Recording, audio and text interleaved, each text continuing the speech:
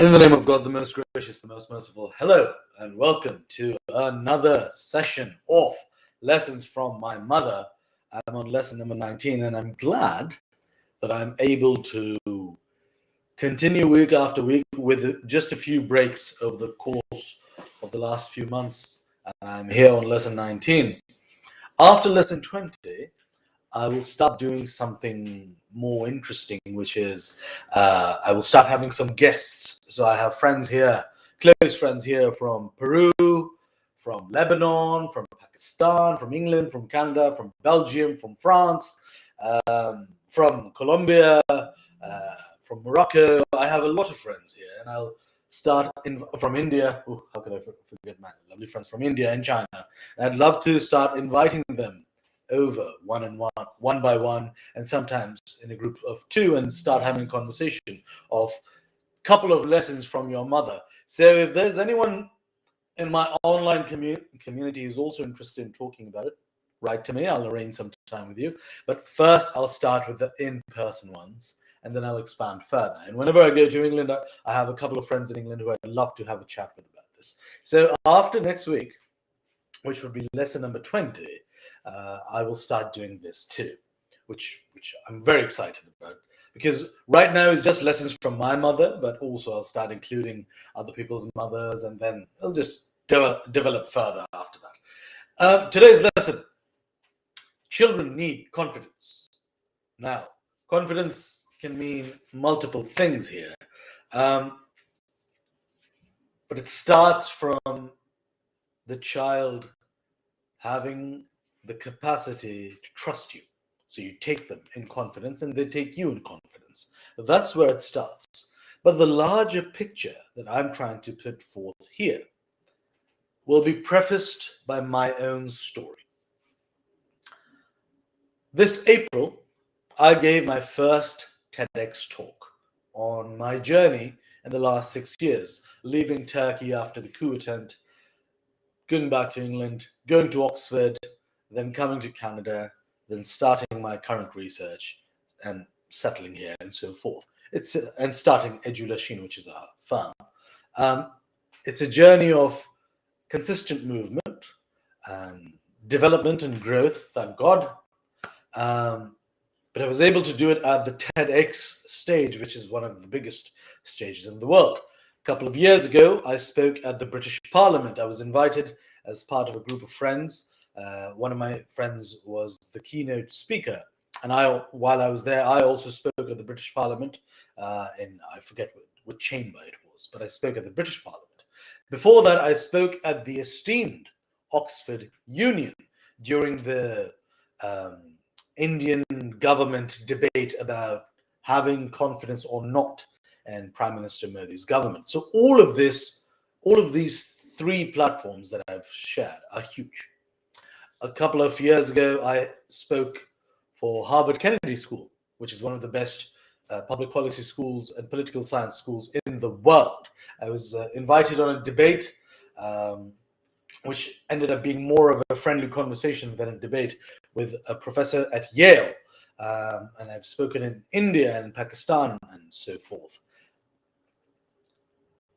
I'm grateful to God and to my parents and to the wonderful people who saw me producing something or trusted me and gave me confidence, and it just grew better and better. However, if I were to tell you that when I was 7 years old, I was dressed up in a fancy dress costume because we were told to come to school dressed in fancy dress for something. I was 7. And I remember sitting in my car.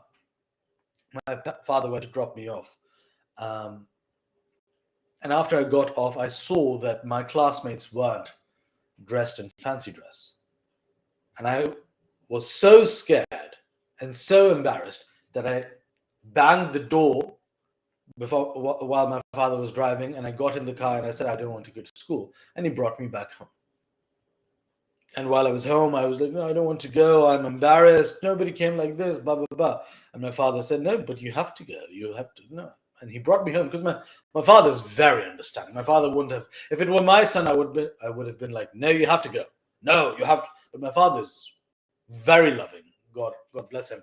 Very understanding. So he was like, okay, I'll bring you home. Okay, I mean, it's just one day of school.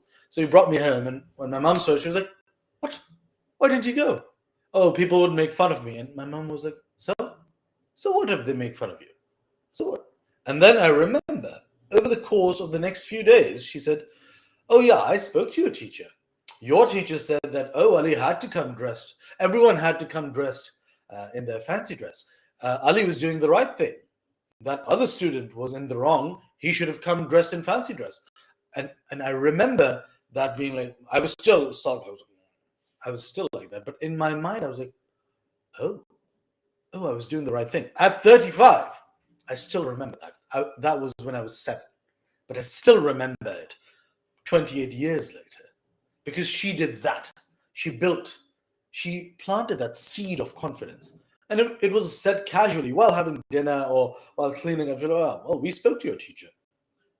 At that time, when you're 7, you don't say, when did you speak to my teacher? I was with you the whole time. You don't have their phone number, but that is the way parents have to trick their children into becoming strong, clear, better, centered human beings. My mum's a genius at manipulating all of us into becoming our best versions. And I know that manipulation is a term that has a negative connotation, but in my mind, it's both. Manipulation is a tool which can be used positively or negatively, and she's used it so well because she's made us into, I would say, arguably one of our best versions. I could be slightly better at some things, but one of our best versions, and that's all because of my parents. And the lesson was this. Oh, no, you were right. No, you were right. We checked. We spoke to your teacher. Your teacher said, no, Ali was in the right. That other student was in the wrong. Plant enough seeds of support like that, and the child's confidence starts developing into this gargantuan shape where the child starts feeling, do you know what? I've been right for the last 7 years. That other student is wrong. Woo, I need this. Because I suffered from confidence. I would be envious of what other people have. If somebody could run faster than me, I'd be jealous. I'm still competitive. I went rock climbing on Friday with a couple of friends of mine. And the friend who took us, she's well trained in rock climbing. She knows it very well. And she constantly kept saying, Ali, slow down. It's not a race. Climb at your own leisure. And I was like, oh, no, I have to climb. I have to be. It's just I'm competitive by nature. So I would always be envious and jealous of other people and be afraid of, what if I look bad? What if I'm wrong? What if I'm this? And the confidence that my mother and my father started injecting in us from a conscious age is unparalleled. I'll get emotional if I talk about it too much, but I can't begin to tell you what that has done for me. My parents would write speeches for me, like one page, like I would say 7-8 sentences, and they'd neatly tear out the page and they'd write it, or they'd make me write it after a while. They'd dictate it and then make me write it and check my spelling and check my writing. Sorry, somebody has left a comment. Oh my God, why is somebody writing this? I'm not writing your comment. That's vulgarity. Keep it to yourself. This is not about that. So I remember my father would dictate speeches and my mother would supervise my writing of it because I'd be writing them. And it started with myself. My name is Ali. I am 5 years old. I live in F81. I do this. I do that. This is my favorite friend. This is my favorite food. Blah, blah, blah. Done. Next week, my house. My house is in F81. It's 2 stories. It has this. It has the blah, blah. Next week, my friend. Saad is my best friend. Blah, blah, blah, blah. Next week, my brother. Next week. And every week, my parents would make me go on stage and read out a speech. Till the point of time where one day, for some reason, I didn't have a speech. And during the assembly, the principal said, okay, now it's time for Ali Pasha and his speech, and I said, I don't have anything. And the principal was like, oh. And she looked at the other teachers like, what just happened? And the teachers came to me after. She said, is everything okay? You normally give a speech. I said, yeah, I'm, I'm sorry. And I came home and I said, Mom, the teacher screamed, the teacher told me off. She said, I need to have a speech. And my mom said, oh, okay. Okay, we'll have a speech for you. And then again, had speeches for me, where I would go on stage. There were 30 to 35 students in each class, and there were multiple levels of class, and we had multiple sections. So you can easily say there are 200 to 500 students in the school. Out of the 500, I was the only one who was going on stage every week. And then came the time where I started learning more of the Quran, and I started reciting it well. So my mother said, okay, next you have to go recite the Quran. I said, why? No, you have to go recite the Quran. Because you know how, go do it. So I'd go and recite the Quran, so much so that now after a couple of months, the teachers would say, Ali Pasha, would you recite today? And I said, sure. I'd go and recite the Quran every assembly. Then one time came to read the national anthem. Normally in our school, mostly girls were selected to read the national anthem for whatever reason. They didn't have the best voices. Some of them are still my friends. If you're listening, you didn't have great voices. That's what I'm saying.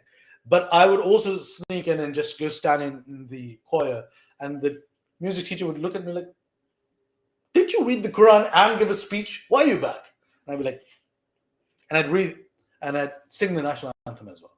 Every chance I would get to be on stage, I would, because there was this wind beneath my wings and this fire in my belly that my parents were putting in me of having confidence in your child and building confidence in your child, because that's exactly what I needed.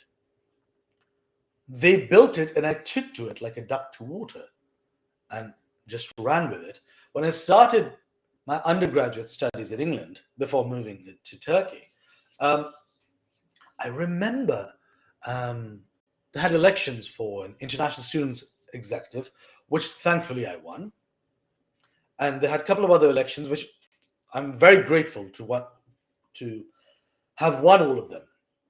I'm very, very grateful. You can't imagine, because I was just 20 and I was like, wow, they're voting for me. I'm so grateful. But I remember going on stage where they said, okay, Ali, now it's your turn to speak. And I went and I had nothing prepared.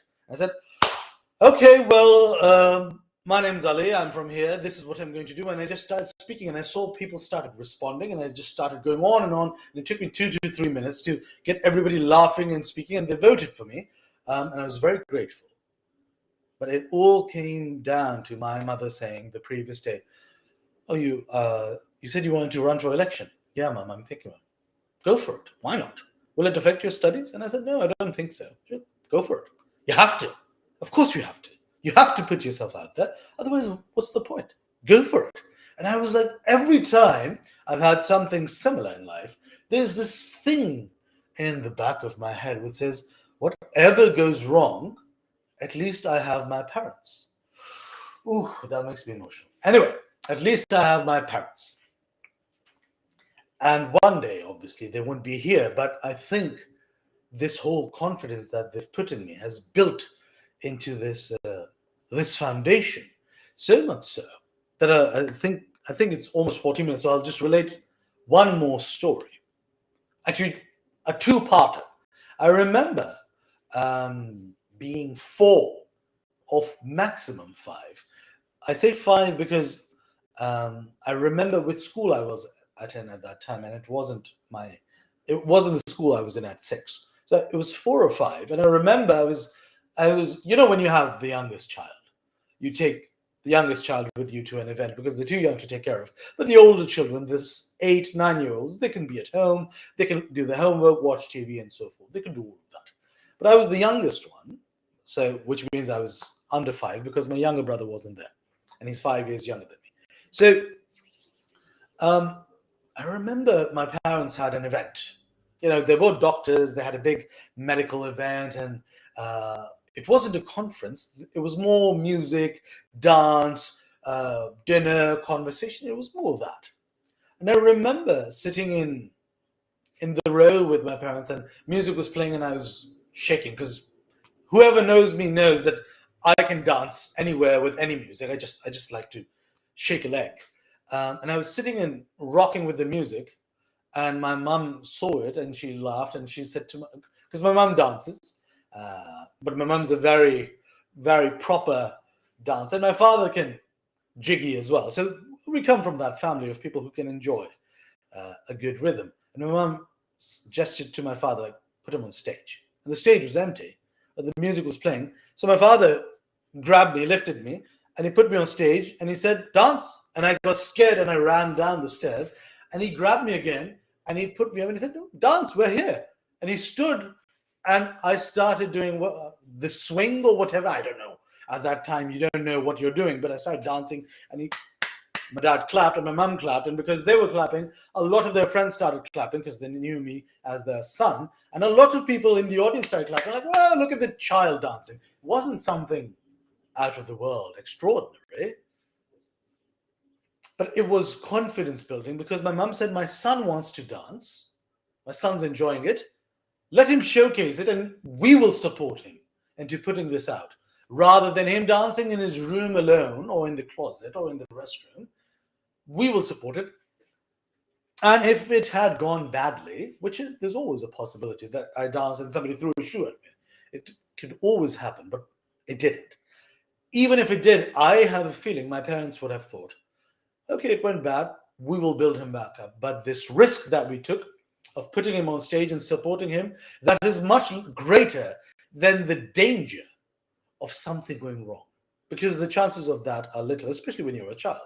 And since then, it's always been encouraging us to do this, do that, ask this, ask that, take the initiative all the time, everywhere. They're like, go ask that person this. So when we were new in England, I was 14, and with no disrespect, or with somewhat disrespect, because South Asia doesn't speak proper English. I'll be very honest. The vocabulary is very good, grammar's fine, but there are many other failings, in particular with the accent or with tonation or inflection. There's so many things that can be developed because it's not our first language.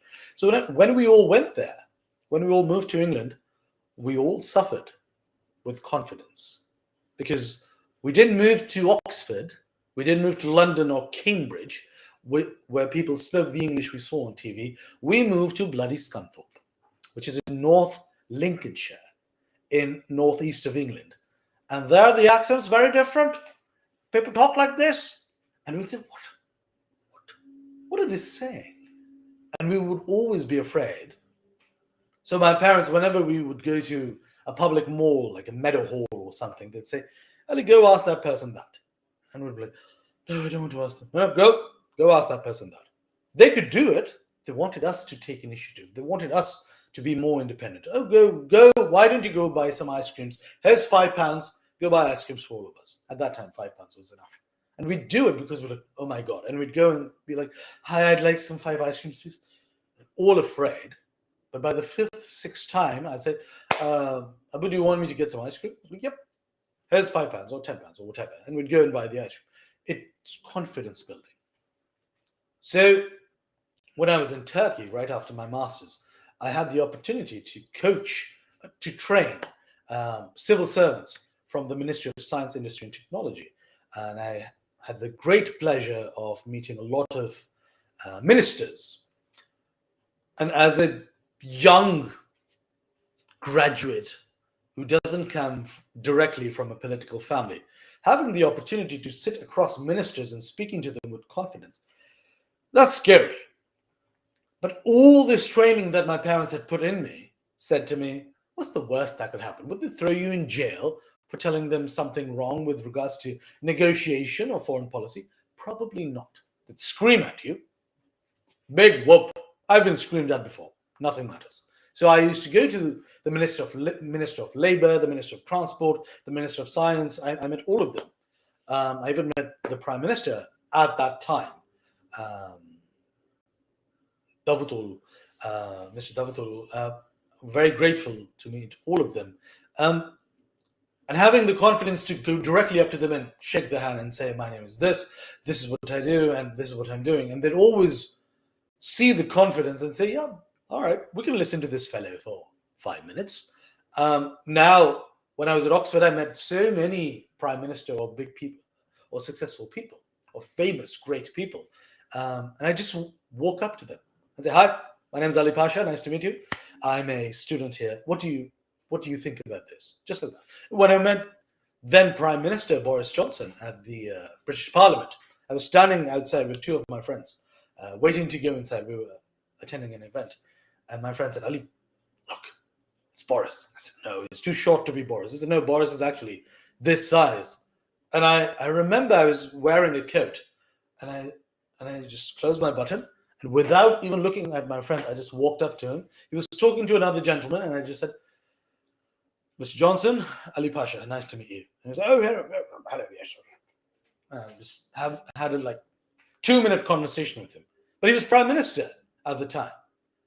I managed to carry on a conversation with the Prime Minister of England without any appointment or with whatever, and rather saying, oh, I'm such a fan, please take a photograph. None of that. I was able to carry on the conversation because of this cumulative confidence that my parents had built in me. So if you have children, if you want to beat them up, if you want to scream at them, if you want to demean them, I can't tell you whether to do it or whether not to do it, because parents know their children better than I do. What I can tell you is, if one of your central motivations for your actions is to build your child's confidence so that they're able to take greater risks in life, so that they have the opportunity to acquire greater rewards in life, then I recommend you function on this thought. I'm not overly concerned about the method, because some people get bogged down in the method. Oh, don't do this, don't do that. No. Before the method is the source, is the basic idea. And I would say building your child's confidence is a central idea that you can function on. It has benefited my life in unbeknownst ways, but also in everything that I am, from the core of my soul to every influence that I've had, or every life that I touch every day, everything I get in contact with. It is the central principle that they have put in me, my parents have. So I would say, if you have children and you want them, rather than thinking, I want them to be a doctor, I want them to be a coder, I want them to be a lawyer, I want them to be a tennis player or so forth, that comes later. But first, go to the source and say, I want them to do this with confidence. I want them to do this with passion, with commitment. To do that, I will instill in them this belief and fire that I am with you, and everything else will come out of that. I would recommend that that is a much more sustainable approach, and perhaps you can try it. Anyway, I've taken too much of your time. Thank you so much for joining me for another Monday, for another Lessons from My Mother. Lesson 20 would be the next one, and then after that, I'll invite one friend to discuss about lessons from their mother. Until next time,